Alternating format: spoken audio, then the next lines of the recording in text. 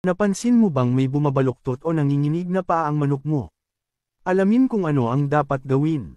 Maaaring sanhi ito ng kakulangan sa calcium, vitamina B2, o impeksyon sa paa. Siguraduhing may sapat na calcium at mineral sa pagkain ng manok, tulad ng durog na shell o commercial feeds na may tamang nutrients. Painumin ng vitamina B complex upang mapalakas ang nerves at muscles ng paa.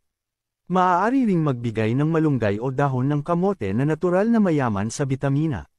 Suriing mabuti ang paa kung may sugat, pamamaga, o impeksyon. Kung may nana o may nakikitang abnormalidad, maaaring may bacterial infection na kailangang gamutin. Siguraduhing malinis at tuyo ang kulungan upang maiwasan ang pagkakaroon ng sakit sa paa dulot ng dumi o basang paligid. Kung hindi pa rin bumubuti ang kondisyon ng manok kahit na nabigyan na ng tamang nutrisyon at pangangalaga, mas mainam na kumonsulta sa eksperto para sa tamang diagnosis at lunas. Panatilihing malakas at malusog ang manok mo sa pamamagitan ng tamang nutrisyon at malinis na kapaligiran. I-follow para sa iba pang tips sa pag-aalaga ng manok.